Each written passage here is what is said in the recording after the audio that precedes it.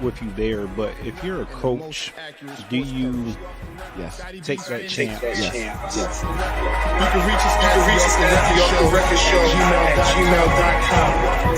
Anthony Adebayo and the most accurate sports coverage. Scotty B's Fantasy Files.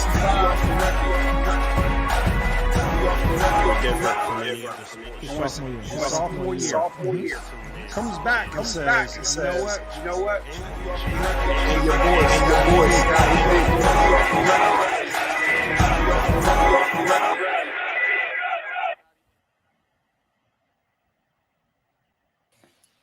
We here. What's up, man? What's going on, man? What's going on? This is Off the Record. I'm Anthony Adebayo. It's your boy, Scotty B. I feel like this week has been the longest week since the last time we recorded, just because like all the drama that's been going on all week after we recorded up until this point. So it's been a lot. Man, huh? It's been a lot. It's been a lot. So let me get some horns in here. Yeah, I think we need some horns. That sounded good. Did you hear that? Good. No, I heard it. Okay. So anyway, so it's been a rather interesting week of sports, like you said. We had of course, NFL week. Let's start right there before we go any further. Let's start. I've read up on some things, and that there are 1 or 2 weeks per year that are like underdog, that they call underdog weeks, right? Last week was clearly an underdog week, right? And if you're a gambler, and as you know, and as well in Virginia and other states that the online betting has taken over, that more than likely, if you normally pick the favorites or go with the spread, you lost a lot of money this weekend. No. I mean, you're right. So I don't gamble much. I'm little money. So when I go to gamble, it's like $10 here, $5 here. So this week was the first week that I really thought about some of the parlay bets, and I was like, you know what, I could really come up. And I picked some really just easy games. Like I go back to Buffalo and Jacksonville, and Dallas and Denver, and Arizona and the 49ers. And I mean games that I thought, okay, Kyler Murray's not playing. There's no DeAndre Hopkins. Colt McCoy is the starting quarterback. Everybody's healthy on the 49ers, and we should be good. And I'm like, we made Colt McCoy look like an all-pro. I mean, James Conner looked like O.J. Simpson out there. I mean, it was crazy. I couldn't believe it. And I mean, he had 3 touchdowns. I believe he almost had 100 yards receiving, 100 yards rushing. And I'm like, this guy, he looked like the fastest man on the field. And I was like, this can't be James Conner running. It was James Conner. It was him. and you look at things and you're like, going into some of these games, you're like, I'm almost certain that this is going to happen. So, for instance, Cowboys weren't undefeated, but they were undefeated against the spread. So they were going into the game 7-0 against the spread, meaning they've covered every single game. So, they're like, everyone's saying they playing the Broncos. So, I don't think the Broncos are bad, but I'm sure the Cowboys could cover against the Broncos. And they came out disgusting. It was filthy to see how they looked last week. It was just ugh. Yeah, for all intents and purposes, even though the score was 30-16, that game was basically a shutout, which I didn't see coming. And then, that Buffalo Jacksonville game. I mean, I knew that there was two Josh Allens on the field, but my God, did he looked like that guy from All American. What's his name? Spencer. Yeah, he looked like Spencer James out there, man. He was out there. He had a sack, interception, had a fumble for yeah. He did everything. It was so. I'll tell you this though, Buffalo Josh Allen is not really looking like he looked last year. I'm not saying that he looks like the worst quarterback or whatever, but he looks. I don't want to say mediocre, but he's like a notch or two above mediocre. So I got some insider information from Off the Record's favorite Buffalo fan this morning. Okay. So I've got to lay out the line, right? So, of course, we've been talking about our fantasy football league all year. And, everybody knows I made a key move for Mark Andrews yesterday. Okay. So, I shored up my tight end position. And, I've been giving up draft picks like crazy. So I have Dawson Knox on my team.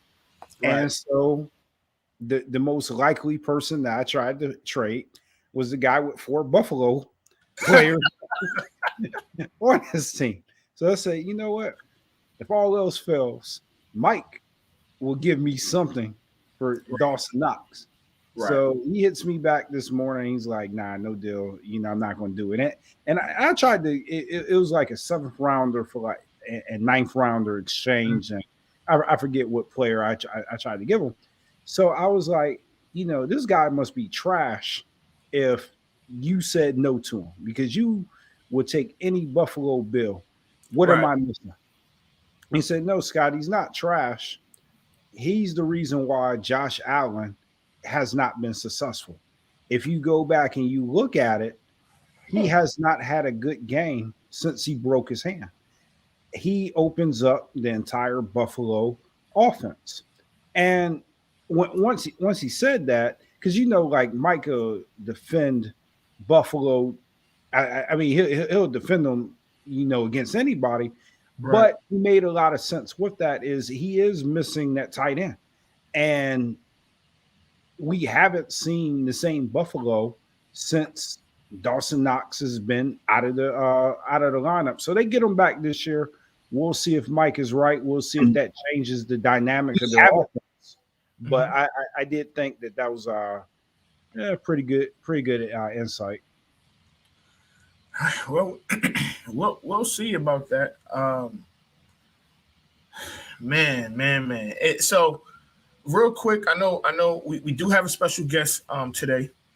But before and I know we're going to talk basketball later, but I just want to get your quick thoughts. A quick Joker and Markieff Morris. I know we're going to definitely talk about that later on, but who do you think was wrong in that situation? I just want to know who you thought was wrong. Let me not say who you thought was wrong. Who did you think was worse in this situation? The first person or the second person?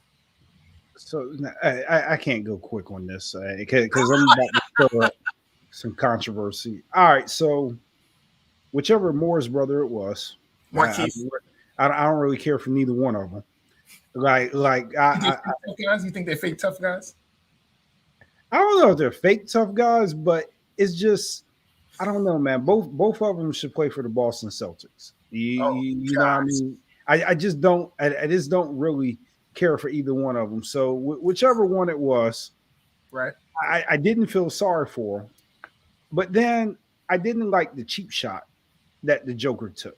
We're old school, right? You got beef with somebody. You don't wait till they turn their back. You punch them right in their mouth when they're looking you dead in your eye. You know what I mean? You square up with them and you punch them face to face. And then if you do hit them in the back, you've got to finish. So you got to go over there. You got to try to slam them. You got to take them down. So he should have. You got to go all in.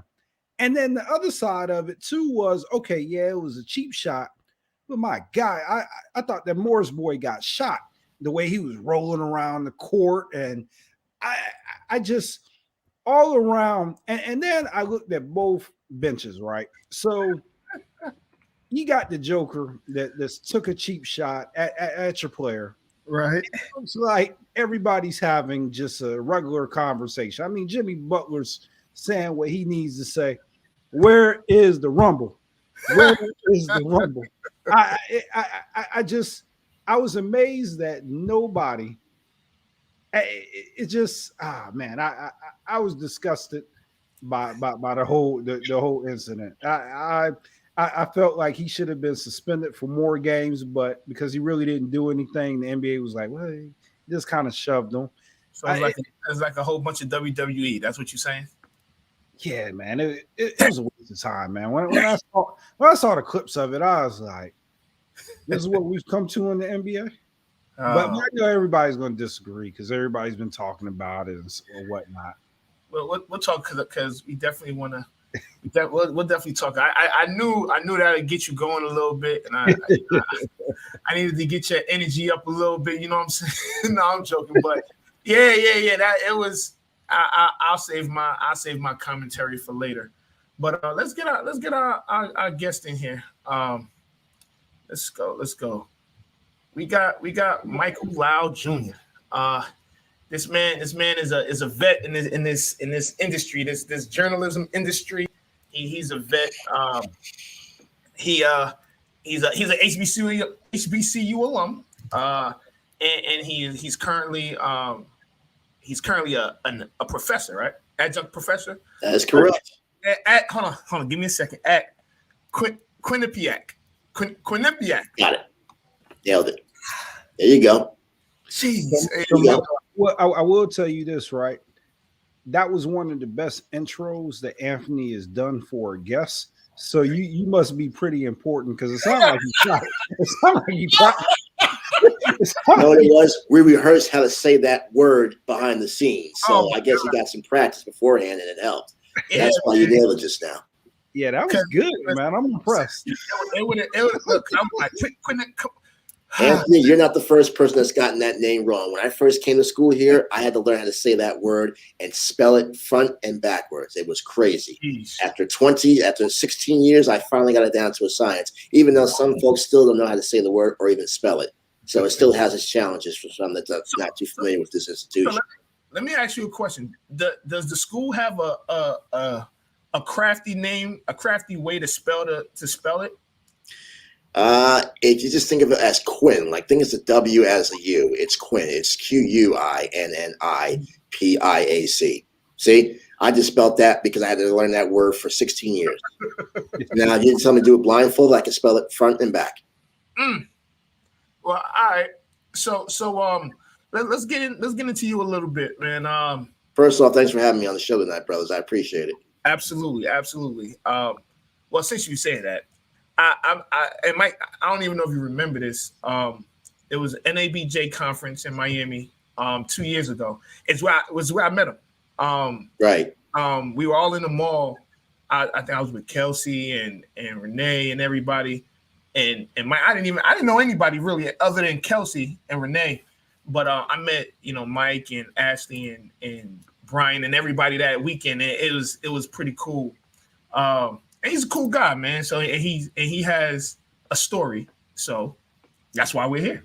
Well, I appreciate it, brother. And I do remember Miami, man. Such fond memories of Miami down there. Even though we weren't technically on South Beach, but we did go around South Beach for a little bit on the last couple of days we were there. And I don't even know if you remember. We went to the Big Three was in town. Remember that? Yeah, we went to that too, and that was a treat for all of us, man. That was the first time we all got to see the Big Three up close like that. Yeah. Remember that shot that Nate Robinson hit? Yep. Everybody was going crazy in that arena that night, dude. It was just they were just wilding out. Yeah, such a fun time down there. Yeah, and it was kind of, we kind of got treated like superstars that day. Right. Yeah, we got to go in through like a special. It was Ice Cube gave us a royal treat. We got the backstage. Yeah. We got selfies with Gary Payton. Dr. J was there. Lisa Leslie. I mean, we got the royal treat. I said, we can get this every year at NABJ. For real. All right. So tell us a little bit about yourself, how you got started and everything.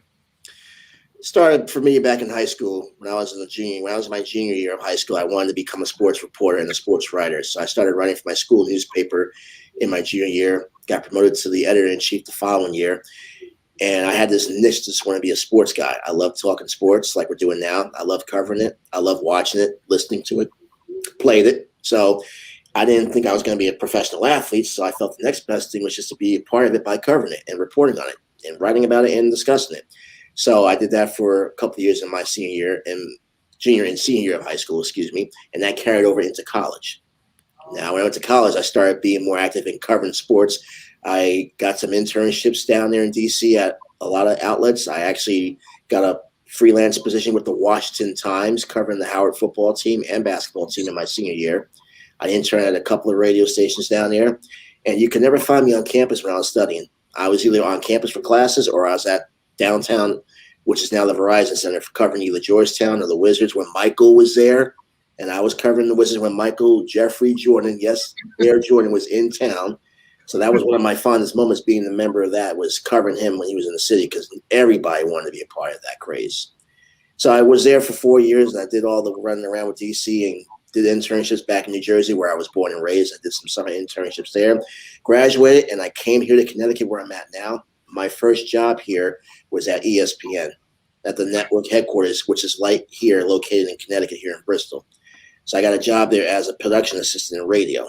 That's how I actually got my radio career started, working with ESPN. I was there for 6 years, behind the scenes work. Did a lot of behind the scenes work, and I got my feet wet learning all the ins and outs of the business, the technical side, but I wanted to be more of an on-air talent. So eventually, after a couple of years, I started coming out here and got around Connecticut to cover local news and local sports. And that's why I'm still here after 18 years. So I got here in 2003, and I've been here ever since. I worked till 2009 at ESPN, but I'm here now at Quinnipiac. I started here and got my master's in 2000. Started here in 2005, where I'm at now. I got my master's in 2008 from Quinnipiac. And as I was studying here, I was actually working and going to ESPN and doing on-air work here as well. So I was covering all the bases while I was active, doing work at ESPN and here, and getting my master's degree on top of that. And after I finished getting my master's, I came back here to teach, and I've been teaching here ever since. So and still active doing work around here too on the radio. So I got a lot of jobs. I do radio work, I do teaching. I'm just busy these days, making these coins and chasing these bags and just staying humble and blessed, because there's a lot that's going on right now that we could all be worse off, but I'm better off. So I don't have anything to say bad about what I'm doing at all. Nah, and it seems like you have what will you do? It doesn't seem like you have a very extensive just resume. It sounds like you've done all. If you had any advice for anybody that's wanting to pursue your career path, what career advice would you give them? Just go after it. Work for it. Be a sponge. If that's what you want to do, go. Never shortchange yourself either, and never take shortcuts. You have to work hard. There is no substitute in life, no matter what profession you go into, from working hard. Too many youngsters I work with today, as I mentor, even some young professionals that come into the business, they want to look for shortcuts. And I always tell them, you're not going to get shortcuts in this business. You might find ways around stuff, but ultimately you're going to be challenged to do better and do more than what you already started off doing. And if you think that taking an easy approach is going to get these places, it's not. Because too many of us want handouts. We have to work for ours. Like you work for yours, I have to work for mine. And I tell them this all the time. If you really want it that bad, there's going to be challenges. You're going to be faced with obstacles. There's going to be some adversity along the way. But the main thing is, if you really want it, you'll stick it out. And even if the challenges, you'll overcome them. And eventually things will manifest.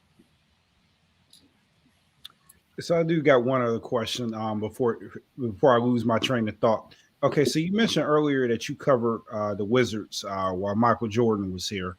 Yes. And he had a teammate, or I should say somebody that he drafted during that time, that's made a lot of headlines over the past year, by the name of Kwame Brown. Yes.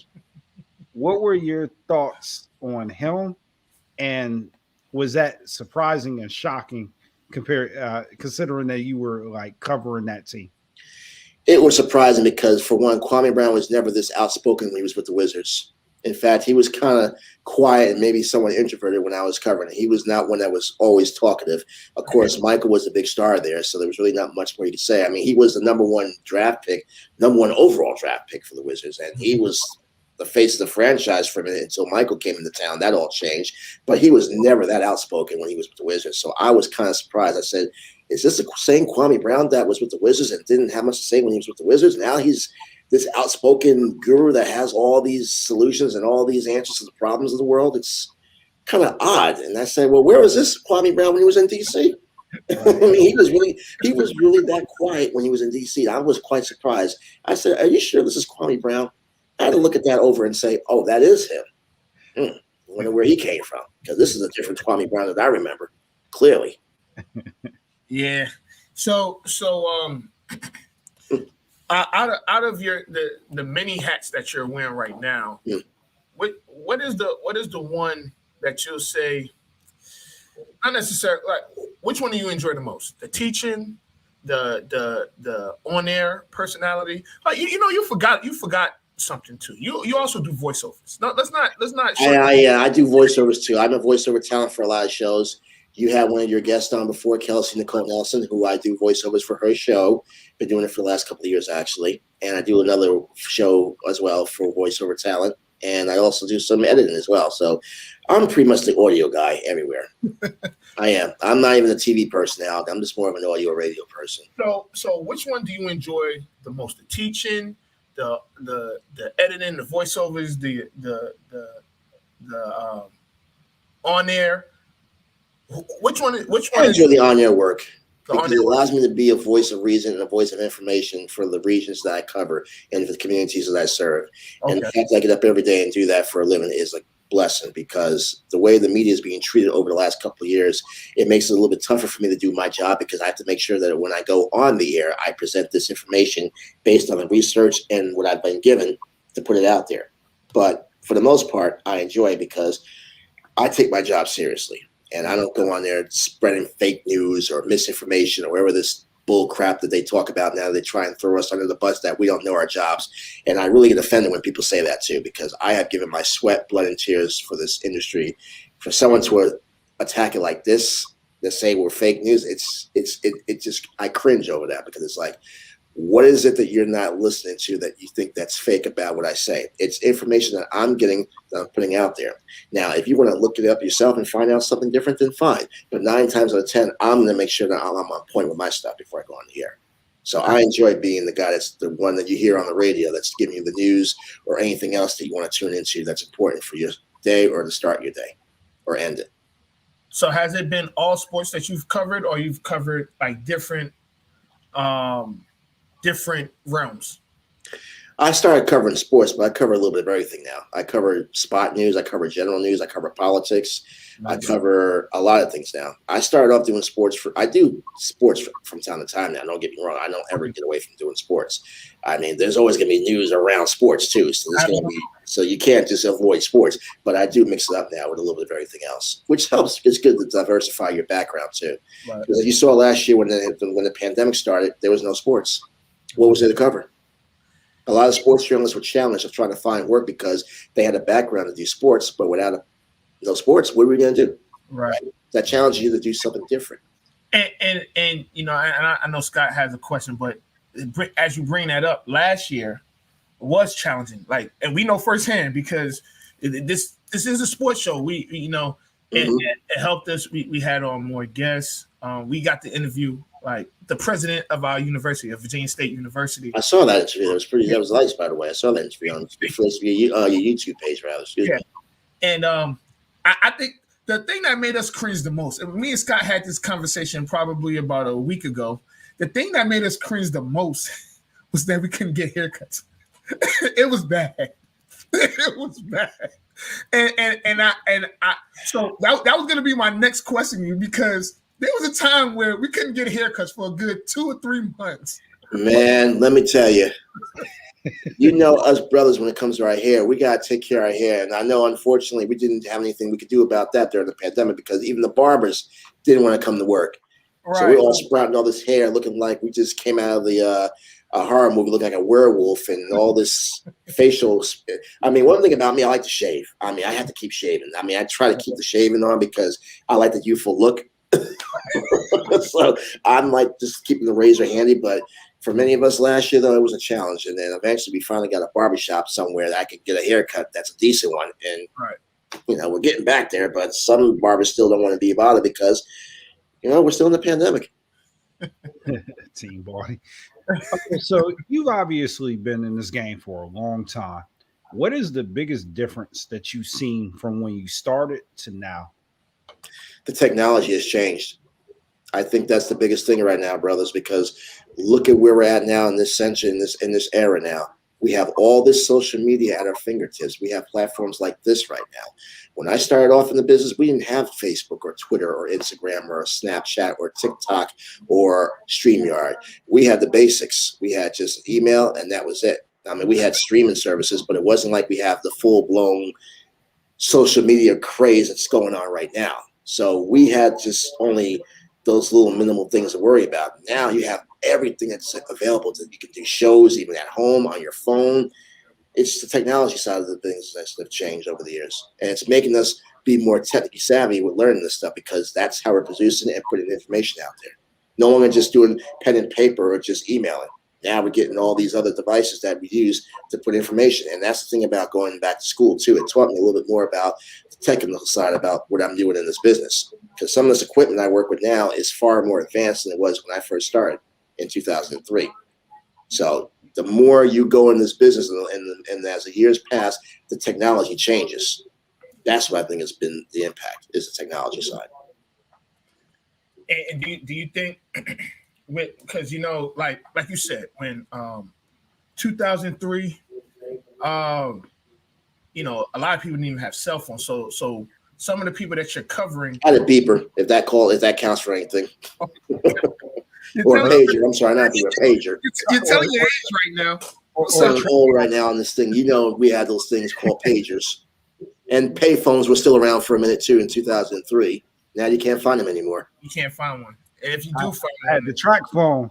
Phone, right? Yeah, and you have the flip open phones. Remember the flip open phones? That was the hottest thing going for me until they got rid of those. They're trying to bring those back. The flip phones, but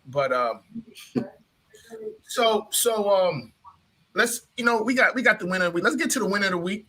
And then before we get to the winner of the week, I want to bring something to everybody's attention. So for years, I've been ridiculed on this show about my basketball team, and I most of the time turn my hat to the back, and Anthony has led cheers and chants to turn my hat around and to not be ashamed of my team today. Let's get some horns around. Right here in full black and white. You see me around, fellow Knicks fan. We're gonna get into it after the week, but yeah, I will make sure that I am not bullied today.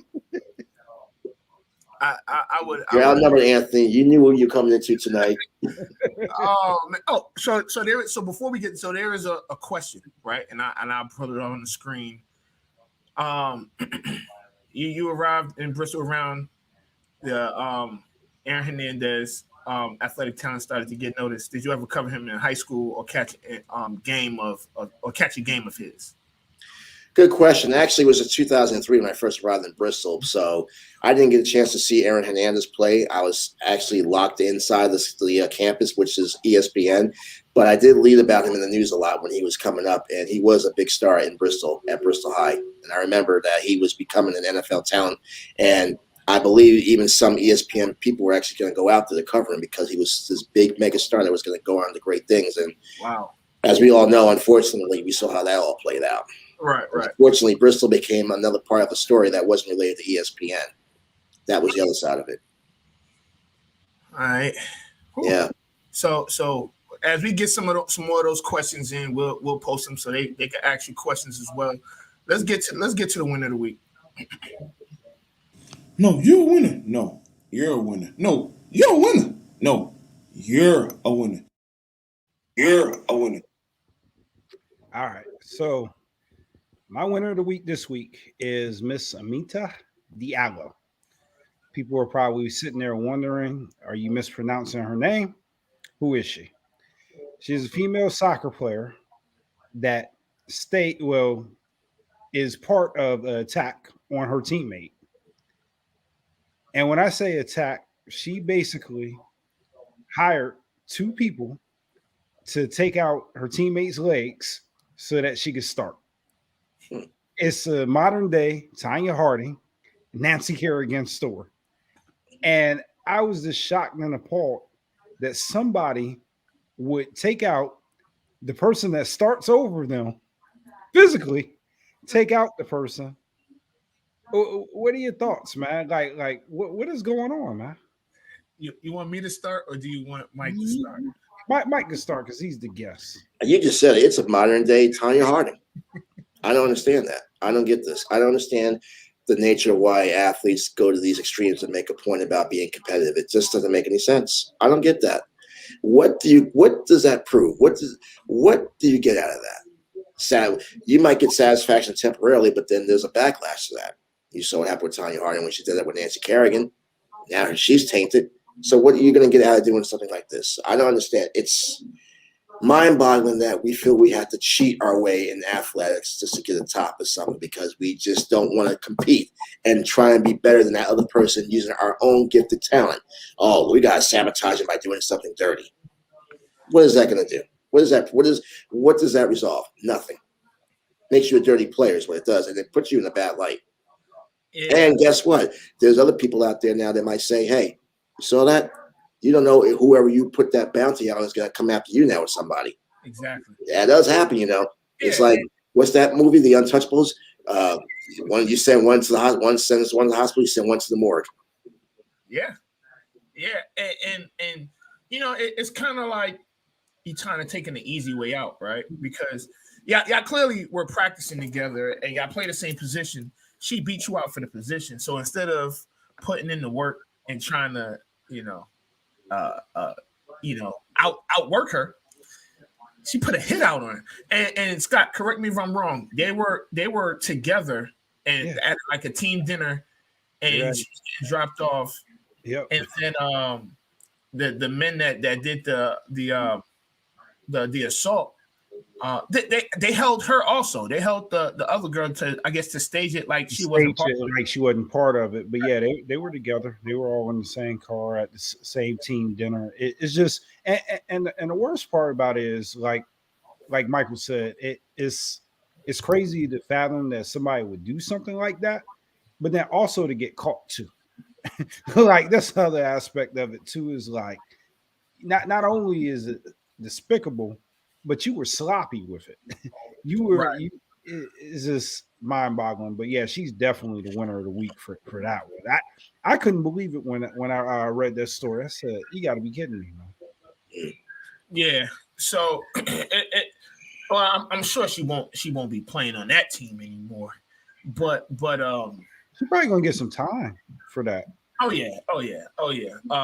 And some consequences too. Yeah, she put a hit out. Not talking behind the scenes. Hey, by the way, you saw this person? I want you to do me a favor. Keep that in mind. It does happen in sports, y'all. There are talks about that even in the NFL, that there's bounties. Take some players out. Mike, you sound like a hitman right now. I'm just saying, because I just know how the competitive nature of sports can be sometimes. Absolutely. You really want to get a point across, you take somebody out, but then you better believe there's going to be consequences to your actions. I'm telling you, it happens a lot.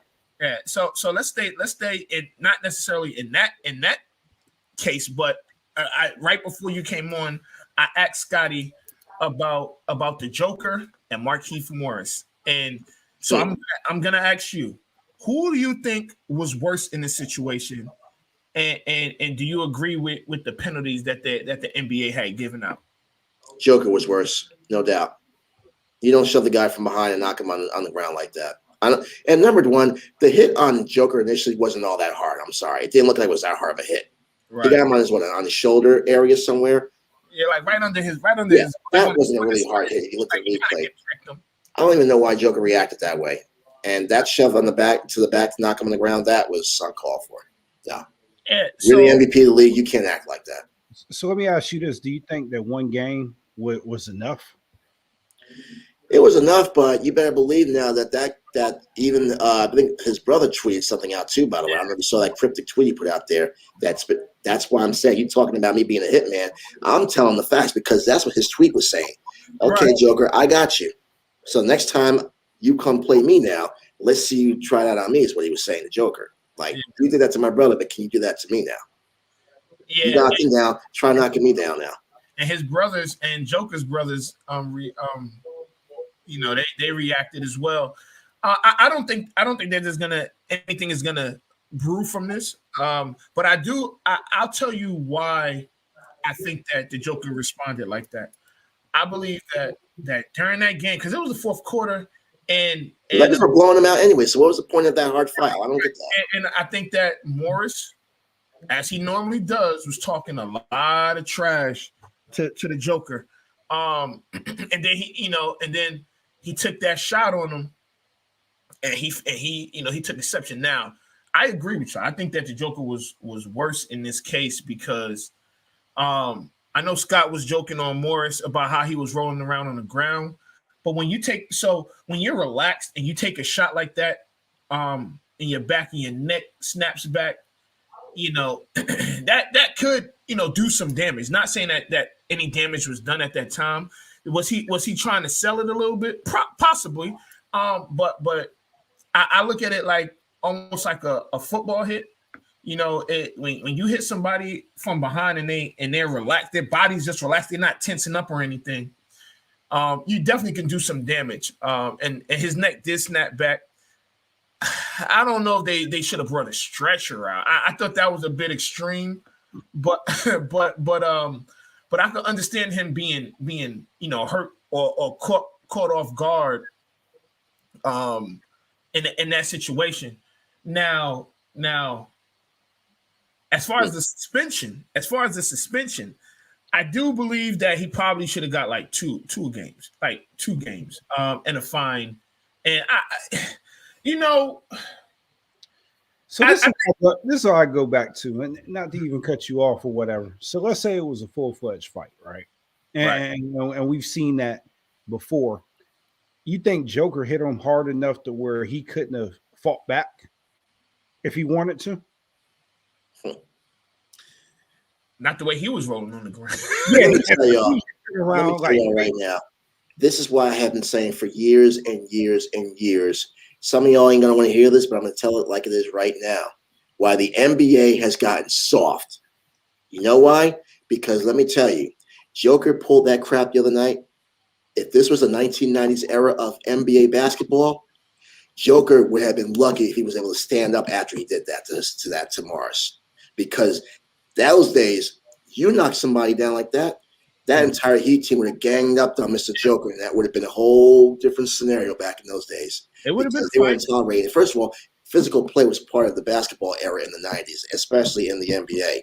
These guys now, they get all tight and get tight because of little hits like Joker getting hit like that, so that means he's got to retaliate with that shove to the back.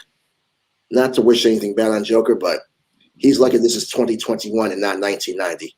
Oh, you're right, Michael. I mean, that was a playoff. They're in a whole different scenario with that. That was a playoff foul, and most players in the 90s would have shoved him in his back. Would have been swinging playmakers like they did with the Knicks and the Sixers and the Pistons of those eras when they didn't care. They were going to get in your head, and that's what they did, and that's why they were so successful. Yeah, they might have been dirty plays, but that was the nature of the beast back then. This era wouldn't survive. Imagine if that was Anthony Mason. Anthony Mason, let me see, who else? Barkley, who else I mentioned? Rambis, all those eras, all those players back then. This era of NBA hoops would not survive back in the 90s because of these little incidents like we saw the other night. Joker would have been knocked on his behind right after that push. You better believe it. He stood there, and it didn't look like anybody got within 10 feet of him. Could have been a second coming of the Malice at the Palace is what that could have been if this was back in the day, NBA basketball. So do we miss that NBA? Because I definitely watching that miss that I don't like you. We're playing you type NBA stuff. They're too friendly right now in the league. Well, Anthony, you just made a point about trash talking. I mean, you watched The Last Dance last summer. Yeah. You saw the documentary of Michael. You saw how he was such a big trash talker. Oh yeah. He was trash talking. But guess what though? He didn't care because that's how he got in your head. Gary Payton was like that too. He got in your head. These players now, they can't handle a little trash talk. They wouldn't be scared out of their mind if they had to play against the likes of a Michael or a Gary Payton or a Charles Barkley or Anthony Mason or anybody back in those days because they just wouldn't be ready for it. Yeah, they're not as mentally tough. No, they're not. And and it makes sense. Here's the other thing. They're getting paid a lot more. Like you got bench guys getting paid more than what the superstars were getting paid. And of course, I know inflation and all of that, but you got like bench players getting paid more than what superstars got paid in the 90s or in the early 2000s. I hear what you're saying, but the point I'm making is that era, they were tough. That was part of basketball. Fighting was part of the game, especially if there was players you didn't like. Like you remember those days of the Pistons, the bad boy era Pistons. They revolutionized that game with that type of play. This era of basketball wouldn't survive those days because there would have been too many. There would have been too many suspensions, too many ejections, too many injuries. Right. Yeah, I mean, so the Malice in the Palace, like you brought up, that actually caused the rules to change. It did. So. I also, tell your fans stop drinking all that alcohol after the fourth quarter, too, by the way. Say that again? Keep your fans under control with that alcohol, too, by the way. Yeah, I mean, fans are going to So, Mike, I got a serious question. Do you think the Knicks are ready to be a championship contender? Oh, my gosh. They need one more star player. They're getting there. They're one more marquee player away from that. They are moving in the right direction now. I can say that. They most certainly are moving in the right direction, and they have the right coach for that job. Tom Thibodeau is the right coach for this franchise. He's brought a mindset where they're all buying into it. And what I like about his mindset is that they all have to adapt to this new regime that he's going to do it his way, and they have to buy into the system. And as long as they're winning, that's all that matters. The whole offense now runs through Julius Randle, even though he's the all-star, but he is the guy that they want to run the offense through. But now you got Rose, we got Kemba, you got RJ Barrett, you got Fournier's out there, you got a whole bunch of other role players, you got Obi Toppin's playing better this year. So I think they need one more marquee free agent player. If they make a trade before the trade deadline, that'll be interesting. I hope it's not Russell Westbrook. But anyway, if they get one more marquee player, then I think they'll be on that pedestal of now you can say they're contending for a championship. But as I mentioned off the air before we got on, this Eastern Conference this year is wide. In my opinion, it's wide open. I can't call a favorite right now. About 9-10 teams in this conference are really good this year. Everybody just about has a winning record or just within one game of each other right now. Yeah. Well, we'll see what happens come February, March. But right now, the Knicks, I think, need one more marquee player before they can get to that next level. The Knicks need one more big star player, I think. Is Randall our guy? He is a guy. He just has to be more consistent. That's the thing with Randall. I love Randall. It's just that he has his nights where he's just like the other night against Philadelphia. He is lights out. The other nights, he says, well, I don't have to score 30 points to win. Well, you are the all-star of the team, so they are going to expect you to produce. And the thing with Randall's now, a lot of teams have figured out how to get him now. They have to double team, triple team him to throw him off his game. But that leaves their wing players open. And this whole thing about shooting the three-pointer shots, I like it. But sometimes if you're going to shoot those three-pointers, you're going to jack them up, you better make them. There's a saying, you live by the three, you die by the three. They've won all of those losses. They've been living and dying by that three-point shot. And it's like, I like for them to take the ball inside a little bit more, too. I don't want to see them on the perimeter shooting jump shots all night either. I mean, you're going to make them great, but you got big men that can go inside and make plays. Like, give the ball to Toppin and let him go in there a few times, or give it to Mitchell Robinson. Somebody just asked a question about Mitchell Robinson. Give it to him sometimes. Or Emmanuel Quickly. Mm-hmm. They got big men in there that can play too, So I'm gonna get in on this New York Knicks talk, even though I really dislike this team, but I'll get in here because I can be unbiased. So I will agree that they are headed in the right direction. The Knicks are yeah, absolutely. They're headed in the right direction. But I think it's, I don't know if it's necessarily a superstar or a marquee player that they're missing.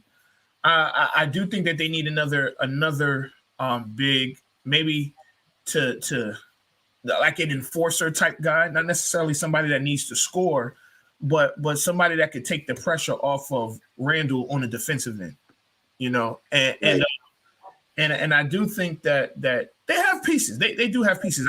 Like I told y'all earlier, I think Rose should be a starter. I think I know Scott wants him with the second team, but Rose, if he's not starting, he definitely should be getting more minutes than Kemba. He's just a better player than Kemba Walker. I know New Yorkers don't want to hear that, but most people would rather have Derrick Rose than Kemba Walker. You know, I wouldn't say that. So here's the thing with Derrick Rose, right? Derrick Rose plays really good, but he's like a health risk, like he's injury prone, and he can't play like those long minutes like that. So you almost got to keep him on like a minutes restriction. Like he's good when he's in there, but he's not going to be able to give you 38, 40 minutes every single game. Mm-hmm. He's not, but he is a spark that starts that engine, though, for the Knicks, no doubt. And as I mentioned before, we got on there. If it wasn't for Derrick Rose's heroics last year, we would have been swept by Atlanta. That was a 4-game sweep happening without Derrick Rose. He definitely changed last season when the Knicks got Derrick Rose. It definitely opened up things. So I was surprised when he was playing with Detroit and he went in there and he asked for a trade request and he said, I want to go to the Knicks.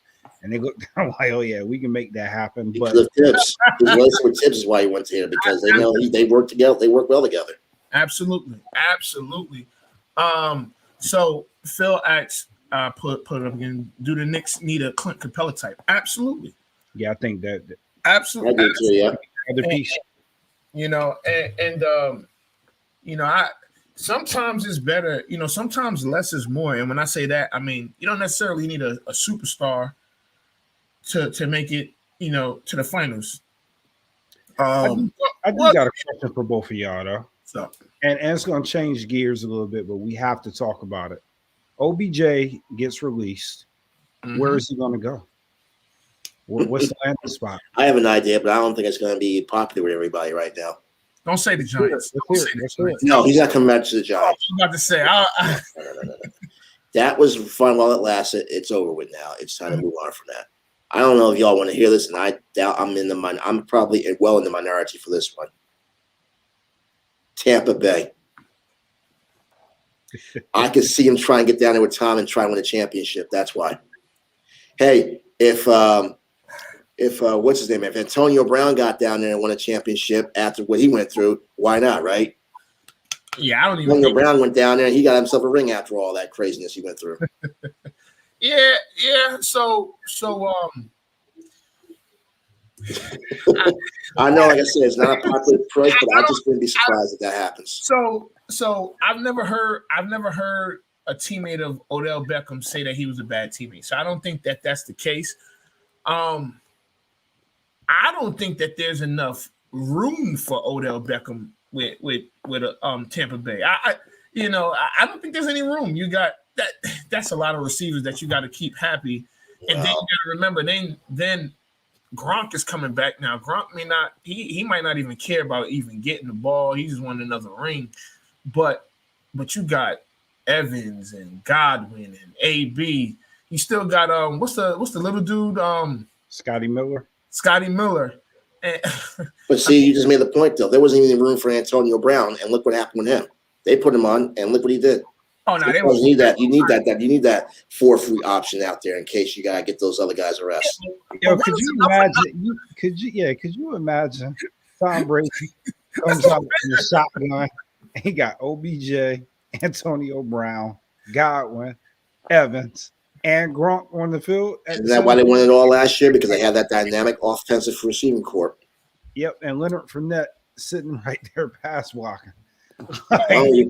I could be wrong about this, but do not be surprised. I don't want to be surprised if I hear Tampa Bay come up in the conversations in the next few days. I'm like, yep, he wants to go down there with Brady and win a championship. And I'm sure in this case, he'll take a pay cut if he has to go down there. He wants that ring now. Because OBJ has established himself as one of the elite receivers in NFL. Now he wants to back it up with a championship. Absolutely. So you can see a Randy Moss situation. That's what they play the 2007 Giants, though. Oh. And fans around here still get tired of me saying that, but gotta call it for what it is, right? Mike, I really do think that you are a hitman now, because you're going around in the New England area talking about the 07 Giants. Listen, I was working at ESPN. They had the special about them going undefeated that year. I was walking around with my Michael Strahan jersey all weekend, and Patriots fans in these parts, because Connecticut's a battleground state. We have New York and Boston fans here. So the Patriots fans would not shut up. It's like, I said, so should we just give you all the Lombardi trophy then? Since we're not good enough to be in that championship, since we're not good enough to be in the Super Bowl, why don't we just give you all the championship, right? And then you all just go on with your undefeated season. Meanwhile, we took the hellacious road to get there. We had to win all the games on the road. Second coldest game in Lambeau Field history, mind you. Beat the Cowboys and crying T.O. as well. And then we had to get to the game in Phoenix. I'm just saying. We had to overcome all these obstacles. You ain't got to take those shots. Hey, you got to play the gunshots. You got to play the gunshots. I'm shooting because you know why? Because the Patriots were shooting their mouths all week after that game, and they would not stop. And then the next day after the game, I was walking around. You could hear a pin drop around here. It was so quiet. I said, "Where's all the Patriots fans at? Where are y'all at? Y'all were supposed to be going undefeated. Y'all supposed to." Here's the thing, y'all. I don't even remember. They had a book published about that too. The Boston media had a book published about them going undefeated that year. They did. Before the season? No, before the Super Bowl, they actually had a book published that they were going to go 19-0. That's why they lost. They had a book published, y'all, that this was going to happen. Like they already had this game etched in stone before it was even played. Why? That's why they lost. They had tainted the fate before it even started. Man, oh man. Just talk about bulletin board materials. Like, yeah, they're talking about we were have no chance in hell to win this game. Okay, so why don't we just go play y'all in Arizona and let's see what y'all got. And I will never forget how many times Brady got sacked. I loved it. 5 times. And my favorite all-time player, Michael, was the last one he got the sack on. I loved it. There's a picture I always post about him flexing right behind Brady. I love it. That was a great defensive line, though. The defense was the MVP, by the way, and I'll tell anybody this, not Eli Manning. The defense, the last 2 championships the Giants won were the defense. They were the MVPs. All right, so I got a 2-part question for you. All right, first, with that being said, do you think that Eli Manning is a Hall of Famer? Yes, he is. He's a Hall of Famer because you know why he's a Hall of Famer? He might not have been as great as Peyton, but if you follow the Giants like I did, the one thing that Eli was good at, and this is why they won the last 2 championships, I had studied this when he first came to the league. He was very good in the 2-minute offense. When it came down to the final 2 minutes of a quarter, he was lights out ridiculous. You could see he was rifling passes all over the place. I said, give Eli 2 minutes and watch him he was an orchestrator. He was a maestro with that. All right. So that's why he was so good. Here's my second question. So you say he's a Hall of Famer. Yes. And I want you to, first of all, take off your Giants hat for 1 second. He beat Brady twice, by the way. No one else has done that. We know. But I want you to be as unbiased as possible here. All right. Just be a sports fan. Be the sports guy. All right. I'll be a journalist. No cheer in the chest Thank you. Do you think that Tony Romo is a better quarterback than Eli Manning? I knew you were going with this. I knew where you're going with this. Unbiased. Stats-wise, he is. But again, you know how sports are, y'all. You know how they judge in the NFL. They judge you by your accomplishments. How many championships does Romo have right now? Less than 1. He's doing really well on TV right now. He's a great analyst, though. He's a very good analyst on CBS. He does an That's ultimately going to help him get in Well, he's very good at analyzing the situation. Now he's really good at that. But you know how they judge people on how you win championships. Well, Roman might have been a great quarterback, but what's the show for it? Nothing. So speaking of Eli Manning, right? Are you familiar? Well, of course you're familiar with it, but do you watch Eli and Peyton on Monday night? I saw that little controversy. We flipped the bird twice a couple weeks ago about the Eagles fans. Yeah. Although he was kind of telling the truth, though, because Eagles fans can be very brutal. You know that. Philadelphia fans are, especially the Eagles fans, they are very, very brutal. They're sometimes worse than New York fans because they are very passionate about their team. No, you don't have to say sometimes. Philly fans are worse than New York fans. They are, and it doesn't matter. It could be a Phillies game, it could be a Flyers game, it could be an Eagles game or a Sixers game. Philly fan, maybe not the Sixers because no, somebody threw a red ball on the court the other night after the Knicks went up like 6. Somebody threw something on the court. It's like, yep. And and Julius Randle was asked that question. He said, "Well, you know how Philly fans are." He's right. They're brutal. Yeah, Philly fans are tough. They are. So we're gonna go on record and say that Mike said that Romo was better than Eli. My man. All right. Okay. I said statistics wise. Make sure you quote me on it completely now. Don't get it all twisted now. Don't say because number one, Tony Romo might be better in that category, but he does not have 2 championship rings and hasn't beaten Tom Brady twice, which Eli Manning has done and can proudly say. And I think that alone is why he'll get into the Hall of Fame. Oh yeah, he's gonna get in just because his last name is Manning. But he beat Brady twice too. Nobody else has done that. Yeah, he'll beat the greatest of all time twice, and then they'll get in the Hall of Fame. Yeah, he beat Brady twice. Yeah. You can't just, that's just like how many players can say in their lifetime they beat Tom Brady not once but twice in the Super Bowl? That's true. In the big game, right? Yeah, I mean, you're right. You're right. Man, Mike, this has been great, man. I appreciate you coming on here. Well, we appreciate you. I appreciate being a part of this too. It's been fun. I know we got a little bias going on. I think you got the Bulls hat on, bro. I know you're repping. And as I said before we got on, we were very lucky to win that game a couple weeks ago against. That was a great game. Thus far, that's been the best game of the season. Thus far, so far, Really, I thought the opening night game was the best game of the season against Boston. That 2 overtime thrill that we almost lost that game too. That was a good game. That was stop talking. Couldn't even sit down for 2 minutes. I'm like, can somebody please make a stop here? That was a good game. But I think that maybe I watched the Bulls game more. It brought back memories of those memorable 90s matchups. Though, let me tell you, man, that was a flashback. DeMar DeRozan. He should have passed the ball. He should have passed the ball. I'm like, why did he take that shot? Yeah, I didn't get that either. So. But that's my frustration with Julius Randle, though, because we couldn't have been in that situation if he made those 2 free throws. That is true. That's what I say about Randle has to be more consistent. He's got to make the shots when it comes down to it. Yeah. I mean, and all jokes aside, I do think that the Knicks are on their way. If they can continue on this path, I do think that they're on their way. And I think it started when they changed the front office. The owner started to shut up. He might not shut up as much, but he's gotten. I won't say he's gotten better, but he's played the background. He's letting Tom Thibodeau run the team like the coach should be, not him being like he's not being George Steinbrenner. In other words, he's letting Tom Thibodeau run the team. They got some brothers in the front office now, so, right? And Dolan is not being George Steinbrenner now. Let James Dolan is doing what he should be doing. You're the owner. You're not Steinbrenner. You're not the coach. Right. Let Tom Thibodeau do his job. Right, absolutely. And stop kicking out the greats out of the garden. And bring Charles Oakley back too. Absolutely. And you know what? Here's the thing: to bring good karma to the team, he should. I'm not saying that. I don't think Charles Oakley will come back though. I think he may not want to come back now after the way he was treated. He may not want to have anything to do with the team now, unless Dolan's not there. I guess maybe he'll come back.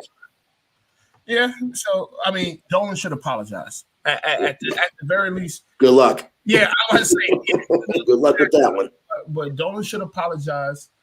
But you guys are on a good path now.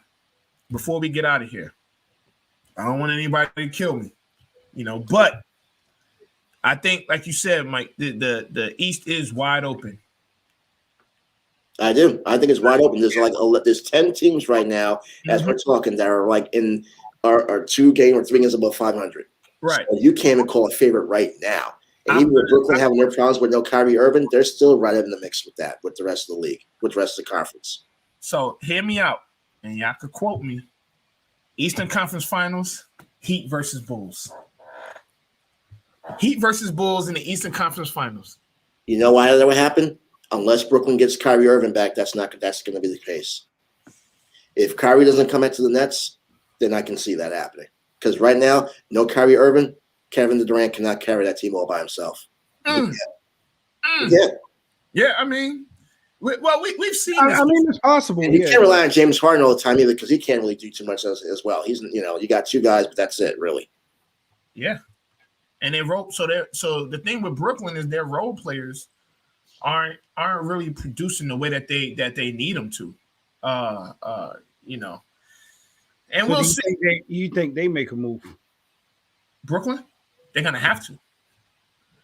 They may. The other team that people need to keep an eye out. Of course, the champs, the Bucks. I think the Bucks. I was gonna say that.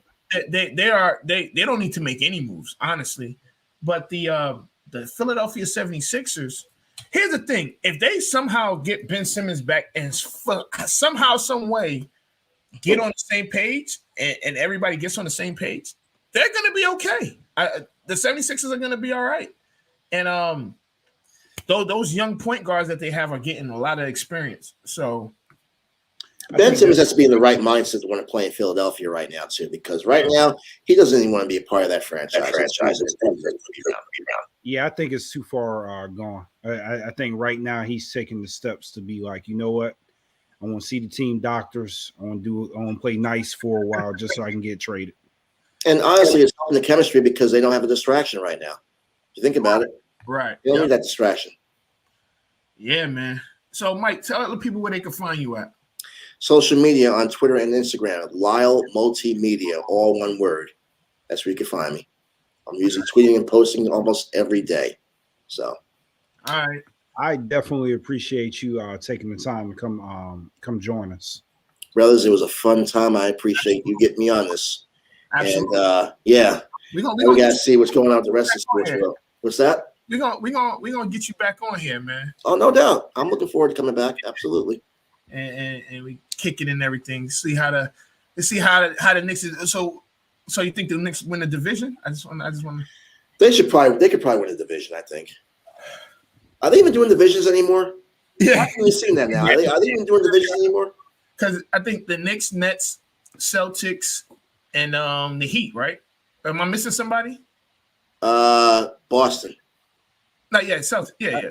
I think most people just think of it East, West. You mean the Atlantic? There's division. Are we doing that anymore though? Because since this whole COVID thing started, this whole playoff format they have going on now, is it even mattering some now that they do even divisions anymore? I don't even know if they're even doing that now.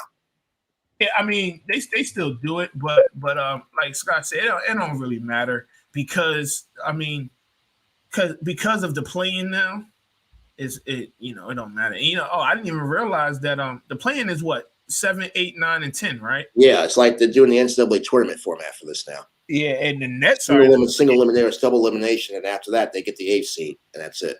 Jeez. Yeah, you're right though. It is wide open. You got 1, 2, 3 teams at 7-3. The Sixers are 8-4. Then you got the Cavs have beat twice already, by the way, which is even more impressive. They beat twice. Yeah, the Cavs, the Knicks, and the Nets are 7-4. Right. And then you got Toronto 6-5, who is like they're super up and down. And I didn't even realize that Milwaukee was under 5. Milwaukee is 5. That's going to change though when they get their players back. When they get Chris Middleton and those guys back, that's going to change. Watch them. Holiday, he's been hurt a lot. Yeah, when they get healthy, they're going to be back on top. Watch. Yeah, and Charlotte is playing pretty well. They're 5-7. So I mean, you're right. It is. Teams in that conference that are good this year, man. It's not like it was in the previous 2 years.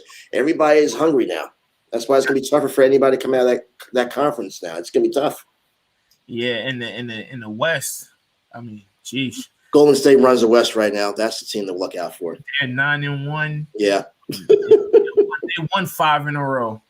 So the Lakers might be next in line, but that depends what happens with Russell Westbrook's situation now. That's becoming a headline with them possibly maybe making a trade for him now. So we'll see. But right now, Golden State got the Western Conference all locked up. Yeah, it's gonna be. This season's gonna be fun, man, and it's already fun. It's already fun. And wait for the trade deadline too, because you know the trade deadline always makes for some surprises. You never know who's gonna go where. Okay. So I got one last question. It's a football question, and I know we're about to get out of here, and this is a somewhat serious, and we didn't get a chance to talk about it, but Henry Ruggs, right? Mm. If you're his mentor, right? We're older. We're probably 20 years older than this guy or close to it. If you can tell him something, what would that be? What would it be? So what would I be able to say to him? Like if I was mentoring him, or he was mentoring me? No, if you were mentoring him, like right now. So everything's happened already, and you're mentoring him. What are your words to him? To keep working hard, because again, as I mentioned earlier, nothing is a substitute for hard work in this day and age. Work your butt off. I know it could get grueling sometimes, but that's the hand we've been dealt. Especially in this realm, you have to work your butt off to make it. You can't fake it either. I was always taught, be the hardest worker when you're doing something, because it's the hard ones. There's a quote that's out there that I love.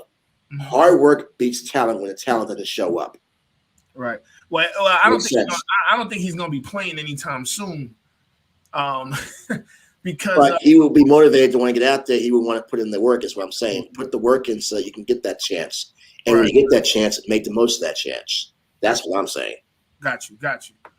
All right. Well, hopefully he's listening, because he needs.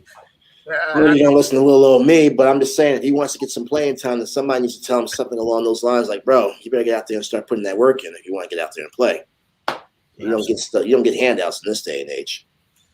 All right. Well, all right. Thanks, man. Again, we appreciate you joining us, man. It's been a great conversation. Any last words before we get out of here? Just stay safe, brothers. It was a pleasure being on here with y'all tonight. I enjoyed this. I'm looking forward to coming back. And like I said, just have fun with what y'all doing. I see you guys got a great platform here. And I would love to be back whenever you would like to have me back. But just continue to do what you're doing and just make this thing work, because it seems like y'all got something really special brewing here. Thank you. Anthony and Scotty, just keep holding down the fort. That's all. Keep holding down the fort. Hold down the fort. That's all.